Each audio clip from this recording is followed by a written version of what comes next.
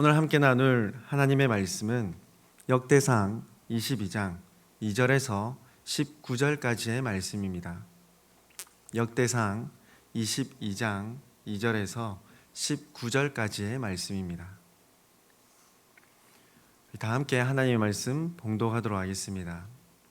다윗이 명령하여 이스라엘 땅에 거류하는 이방 사람을 모으고 석수를 시켜 하나님의 성전을 건축할 돌을 다듬게 하고, 다윗이 또 문짝 못과 거멀 못에 쓸 철을 많이 준비하고, 또 무게를 달 수 없을 만큼 심이 많은 놋을 준비하고, 또 백향목을 무수히 준비하였으니 이는 시돈 사람과 두로 사람이 백향목을 다윗에게로 많이 수운하여 왔음이라. 다윗이 이르되 내 아들 솔로몬은 어리고 미숙하고 여호와를 위하여 건축할 성전은 극히 웅장하여 만국의 명성과 영광이 있게 하여야 할지라. 그러므로 내가 이제 그것을 위하여 준비하리라 하고, 다윗이 죽기 전에 많이 준비하였더라. 다윗이 그의 아들 솔로몬을 불러 이스라엘 하나님 여호와를 위하여 성전 건축하기를 부탁하여, 다윗이 솔로몬에게 이르되 내 아들아, 나는 내 하나님 여호와의 이름을 위하여 성전을 건축할 마음이 있었으나 여호와의 말씀이 내게 임하여 이르시되 너는 피를 심히 많이 흘렸고 크게 전쟁하였느니라. 내가 내 앞에서 땅에 피를 많이 흘렸은즉 내 이름을 위하여 성전을 건축하지 못하리라. 보라, 한 아들이 내게서 나리니 그는 온순한 사람이라.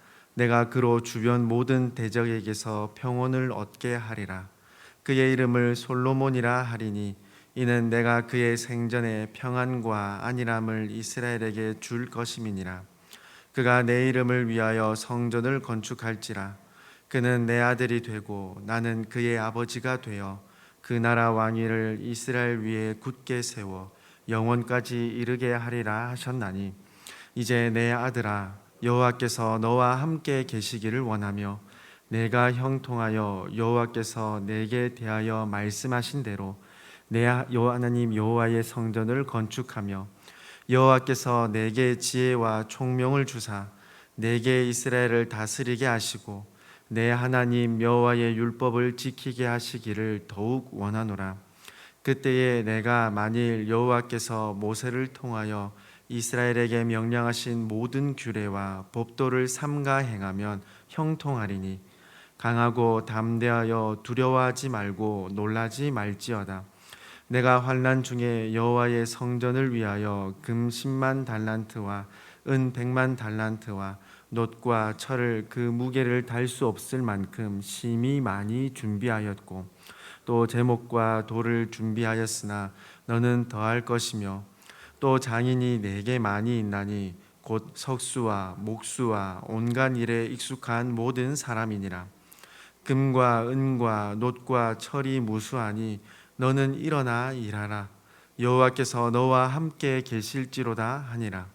다윗이 또 이스라엘 모든 방백에게 명령하여 그의 아들 솔로몬을 도우라 하여 이르되, 너희 하나님 여호와께서 너희와 함께 계시지 아니하시느냐? 사면으로 너희에게 평온함을 주지 아니하셨느냐? 이 땅 주민을 내 손에 넘기사 이 땅으로 여호와와 그의 백성 앞에 복종하게 하셨나니, 이제 너희는 마음과 뜻을 바쳐서 너희 하나님 여호와를 구하라. 그리고 일어나서 여호와 하나님의 성전을 건축하고 여호와의 언약궤와 하나님 성전의 기물을 가져다가 여호와의 이름을 위하여 건축한 성전에 드리게 하라 하였더라. 아멘. 어제 말씀에서도 살펴보았듯이 다윗의 죄, 다윗의 실수에서도 하나님의 그 뜻, 하나님의 그 선한 섭리는 계속해서 이어집니다. 다윗의 교만한 의도로 시작되었던 인구조사는 하나님의 심판으로 이어졌지만, 우리가 꼭 기억해야 하는 것은 다윗의 철저한 회개, 그리고 하나님의 용서와 회복으로 이어졌다는 것입니다. 그리고 마침내 하나님의 성전이 건축될 터가 확정되었습니다. 그 이후에 이어지는 오늘 말씀은 성전 건축을 치밀하게 준비하는 다윗과 그의 아들 솔로몬, 그리고 이스라엘에게 하는 첫 번째 고별 설교입니다. 먼저 성전 건축을 치밀하게 준비하는 다윗입니다. 오늘 본문 8절에 기록된 말씀처럼 다윗은 하나님의 성전 짓기를 열망하였지만 하나님께서 허락하지 않으셨습니다. 그러나 다윗을 향한 하나님을 향한 그 순전한 마음을 기쁘게 받아주셨으며 다윗에게 언약을 수여해 주셨습니다. 다윗은 눈에 보이는 하나님의 집, 그 성전을 짓기 원했지만 하나님께서는 오히려 영원한 다윗의 집, 다윗 왕조를 약속해 주셨습니다. 그리고 다윗이 아닌 그의 아들 솔로몬이 하나님의 성전을 건축하게 될 것임을 말씀하시며 약속해 주시죠. 그러나 그 다윗의 통치 마지막 시기, 다윗은 교만한 마음으로 인구조사를 실시하였고 그 결과 하나님께로부터 뼈아픈 심판을 받습니다. 그러나 하나님께서 베풀어 주시는 회복과 구원을 경험하게 되었습니다. 먼저 본문의 내용들을 간략하게 살펴보자면 2절부터 5절까지 석재, 목재, 철, 놋세 등 성전 건축에 사용될 각종 자재들을 빠짐없이 그리고 풍성하게 준비합니다. 그리고 6절부터 19절까지는 성전 건축을 하게 될 솔로몬, 그리고 이스라엘의 방백들을 불러 모아 성전 건축과 관련된 당부의 말을 전합니다. 6절부터 16절까지는 솔로몬에게, 그리고 17절부터 19절에서는 이스라엘의 방백들에게 전하는 다윗의 고별 설교지요. 다윗은 먼저 솔로몬을 불러 성전 건축을 부탁하기에 앞서 다윗이 생각한 솔로몬에 대한 표현이 있습니다. 5절 말씀이죠.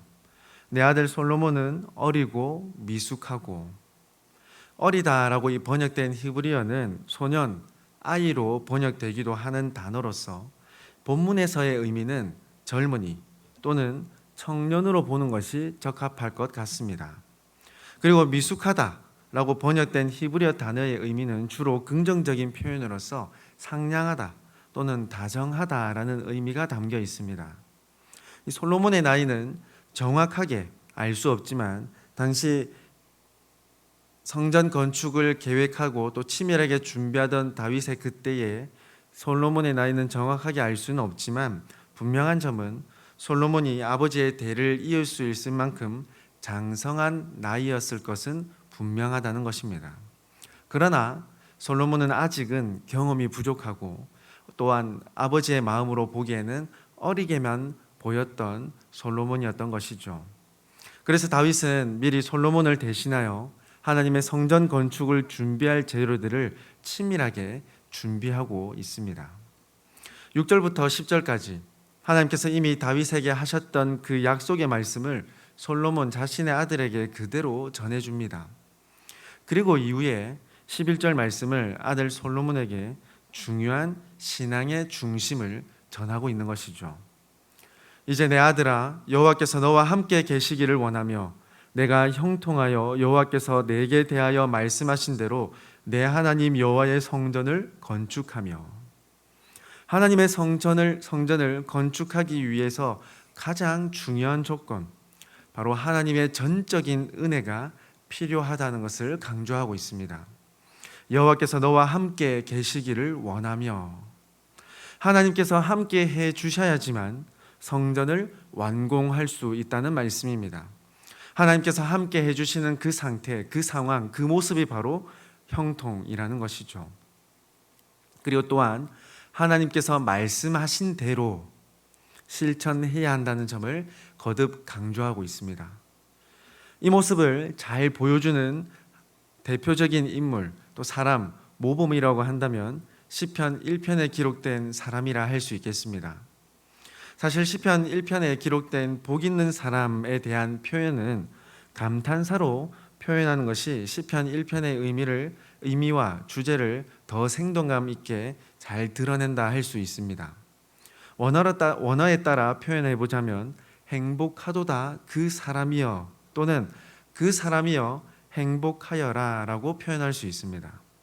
좀 더 현실적인 표현으로 말하자면 그 사람은 정말 복이 많은 사람이구나 라는 표현으로 해석할 수 있다는 것이죠. 시편 1편에서 행복한 사람이라고 칭찬받고 또는 감탄의 대상이 되는 그 사람은 어떤 사람입니까? 하나님의 율법을 즐거워하며 하나님의 율법을 주야로 묵상하는 사람입니다. 그래서 악인들의 꾀를 따르지 않으며 죄인들의 길에 서지 않으며 오만한 자리에 앉지 않는 바로 그 사람입니다. 즉 하나님과 동행하며 하나님의 말씀에 온전히 순종하며 또한 삶으로 실천하는 그 사람이 바로 행복한 사람, 형통한 사람이라는 점을 시편 1편에서 노래하며 고백하고 있는 것이죠. 그러므로 오늘 본문 11절의 말씀을 어떻게 번역할 수 있겠습니까? 내 아들아, 여호와께서 너와 함께 하시기를 원하노라. 그래야만 너가 형통한 사람, 행복한 사람이 되며 하나님의 성전을 건축하게 될 것이다. 그리고 이어지는 12절에서도 마찬가지로 솔로몬에게 당부하는 그 말씀, 그리고 또 간접 명령문 형태로 기록되고 있는 그 말씀을 살펴보면 또 번역해보자면 이렇게 번역해 볼 수 있겠습니다. 여호와께서 너에게 지혜와 총명 주시기를 원한다. 그래야만 너가 이스라엘을 다스리며 하나님의 율법을 지킬 수 있다.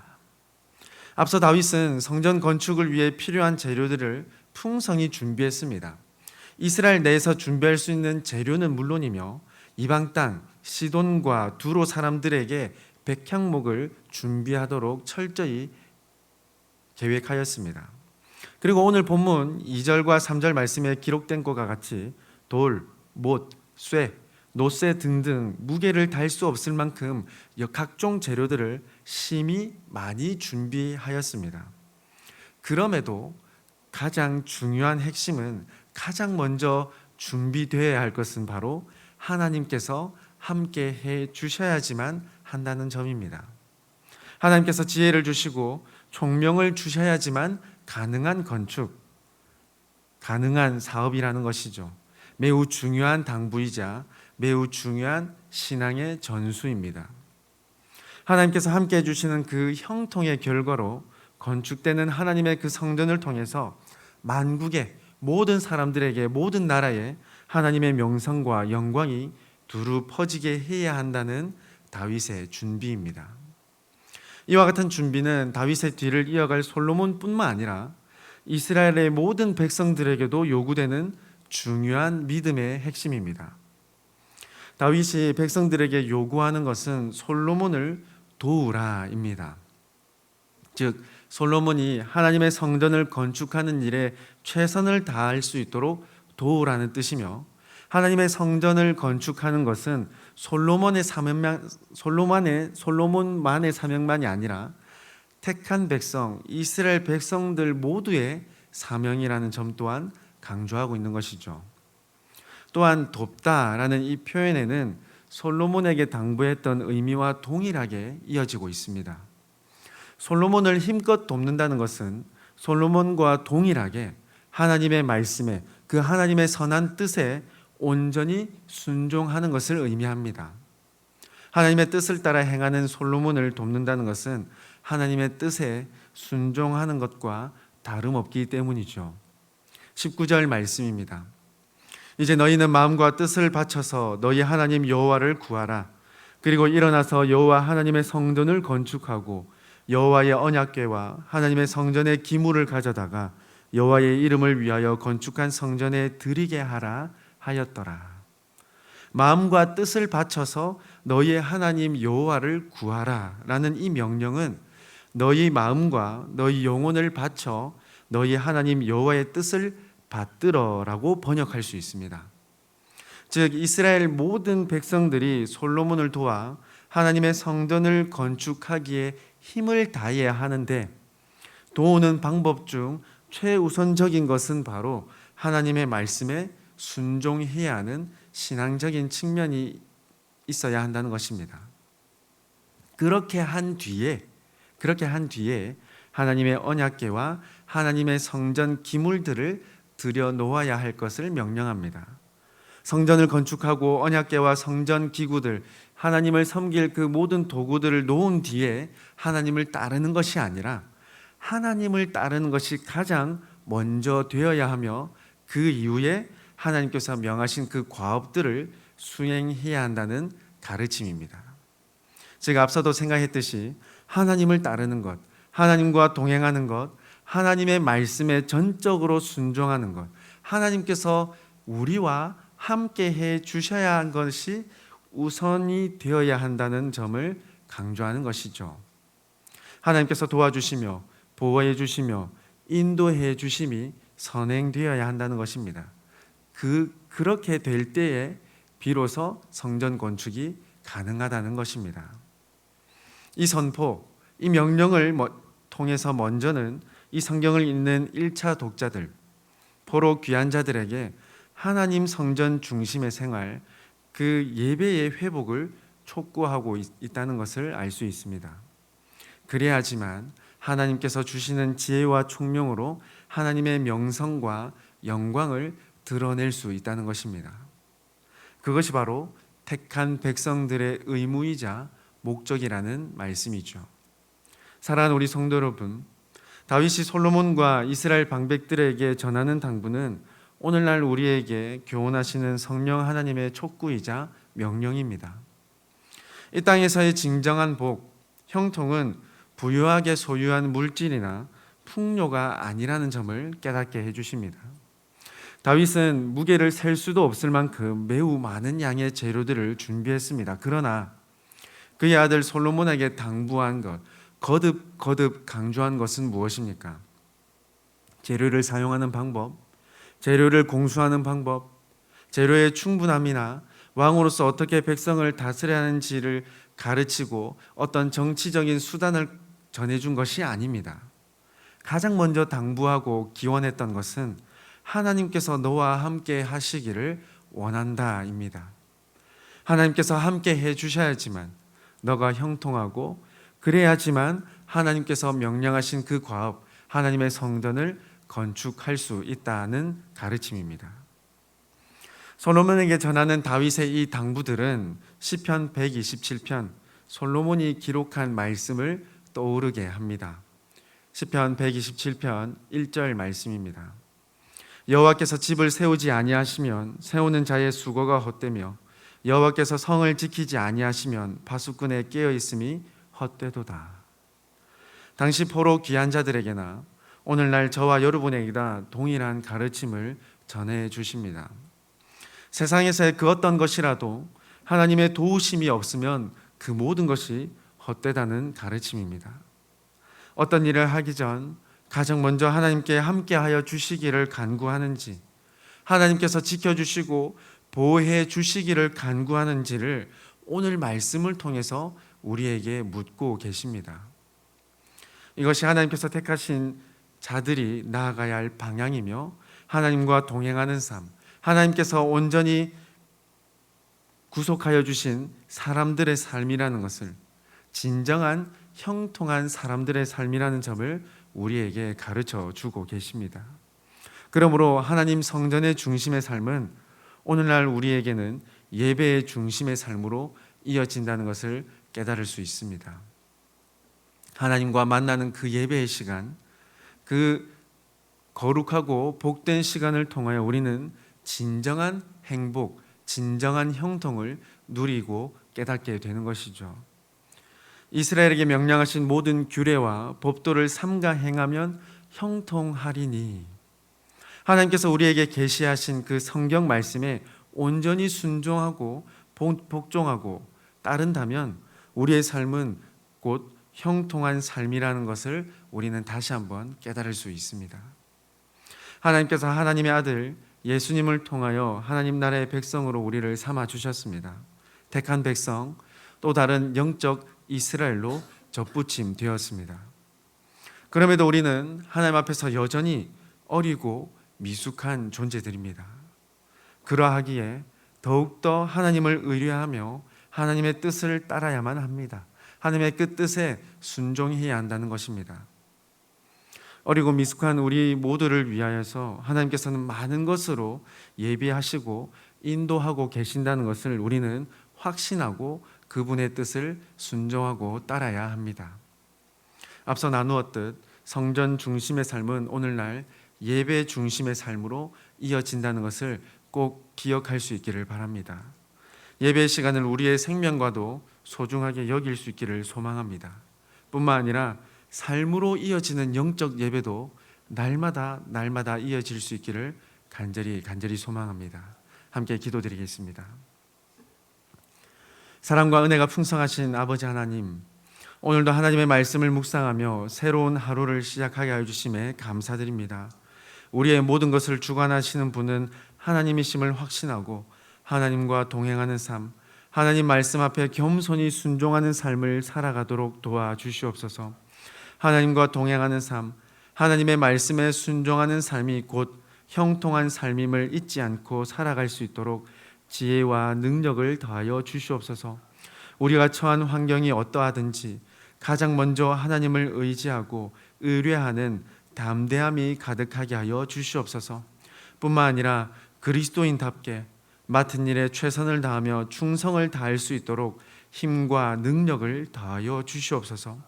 무엇보다 예배의 시간을 소중히 여기며 하나님과 만나는 그 시간, 예배의 시간으로 참 즐거움과 평안을 누리는 참 그리스도인들 되게 하여 주시옵소서. 아버지 하나님, 계속되는 무더위 속에 몸과 마음 상하거나 다치지 않도록 인도하여 주시고 날마다 우리와 동행하여 주시며 은혜 베푸시는 하나님을 기억하여 기쁨과 감사, 현재의 삶의 만족과 즐거움이 우리의 마음속에 가득 넘치게 하여 주시옵소서. 우리에게 귀한 생명과 귀한 시간들을 허락하신 하나님의 영광을 드높이며 하나님을 증거하는 삶이 될 수 있도록 주님 인도하여 주시옵소서. 모든 세상의 참 주인이신 하나님 앞에 감사드리오며 우리를 위하여 죽으시고 부활하신 예수님의 이름으로 기도드리옵나이다. 아멘.